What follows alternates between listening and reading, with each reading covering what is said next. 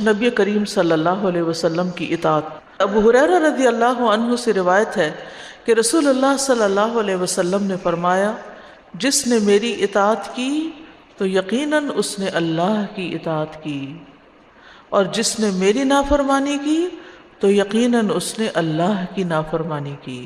تو اس سے پتہ چلتا ہے کہ رسول اللہ صلی اللہ علیہ وسلم کی نافرمانی کوئی معمولی گناہ نہیں ہے، کوئی معمولی چیز نہیں ہے، کیونکہ آپ نے جو کچھ ہمیں بتایا وہ اپنی طرف سے نہیں تھا، بلکہ اللہ سبحانہ وتعالیٰ نے ان کو سکھایا تھا۔ اور اطاعت کا مطلب ہوتا ہے کہ جس چیز کا حکم دیا گیا ہے اس کو بجا لانا، اور جس سے منع کیا گیا اس سے بچ جانا، اور اس کا اپوزٹ نافرمانی ہوتا ہے۔ قرآن مجید کی متعدد آیات اس کی اہمیت کی طرف اشارہ کرتی ہیں۔ مثلا سورۃ النساء میں آتا ہے من یطع الرسول فقد اطاع اللہ، جس نے رسول کی اطاعت کی تو اس نے دراصل اللہ ہی کی اطاعت کی۔ اور پھر یہ اطاعت بڑے بڑے احکامات میں تو ہے ہی ہے، جیسے نماز، روزہ، حج، زکوٰۃ وغیرہ میں، یا حقوق العباد کی بعض باتوں میں، لیکن چھوٹی چھوٹی چیزوں میں بھی آپ صلی اللہ علیہ وسلم کے طریقے پر چلنا ضروری ہے۔ آپ کی پسند کو اپنی پسند بنا لینا یہ بہترین کاموں میں سے ہے، کیونکہ رسول اللہ صلی اللہ علیہ وسلم بہترین اسوہ حسنہ تھے، اللہ کے محبوب تھے، تو پھر ہمیں بھی اللہ کی محبت پانے کے لیے آپ جیسے اعمال کرنے چاہیے۔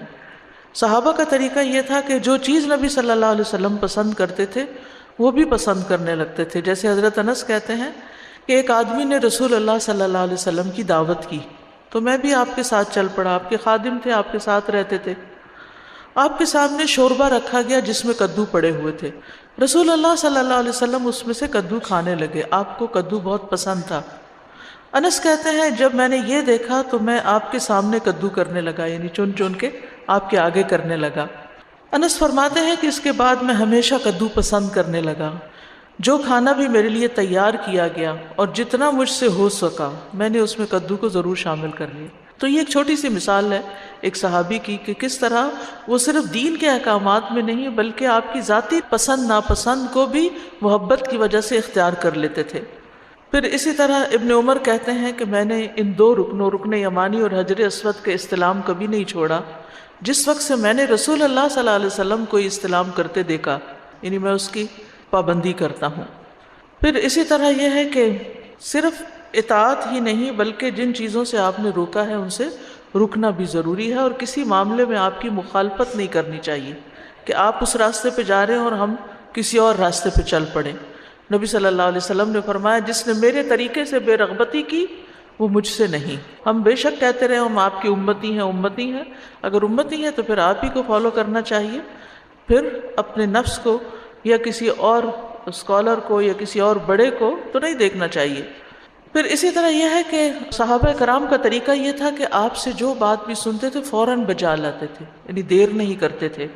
عبداللہ بن مسعود کہتے ہیں کہ ہم نبی صلی اللہ علیہ وسلم کے ساتھ ہوتے تو آپ کو کسی بھی معاملے میں صرف ایک مرتبہ حکم دینے کی ضرورت پیش آتی اور ہم فوراً اس کو بجا لاتے، اور ہم بعض حدیثیں، بعض احکامات بار بار سنتے ہیں، بار بار سنتے ہیں اور پھر بھی کر کے نہیں دیتے۔ تو پھر صحابہ کا مقام کہاں اور ہمارا کہاں؟ ہم اگر ان کے پیچھے چلنے والے ہیں والذین اتبعوہم بإحسان، تو پھر ہم اس قافلے میں تبھی شریک ہو سکتے ہیں جب ہم بھی صحابہ کا طریقہ کار اختیار کریں جو نبی صلی اللہ علیہ وسلم کے ساتھ ان کے تعلق کا تھا۔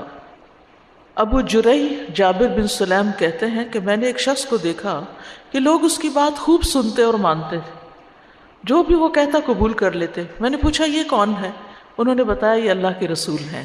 یعنی دوسرا دیکھنے والا جو نہیں بھی پہچانتا تھا تو وہ اس چیز کو خاص نوٹ کرتا کہ یہ کون ہے جس کی ہر بات مان لی جاتی ہے، تو یہ رسول اللہ صلی اللہ علیہ وسلم تھے۔ خلاصہ کیا ہے کہ ہمیں بھی آپ صلی اللہ علیہ وسلم کی اطاعت کرنی چاہیے اور آپ کے بتائے ہوئے طریقوں کو محبت اور شوق سے اختیار کر لینا چاہیے۔ إن هذا القرآن يهدي للتي هي أقوم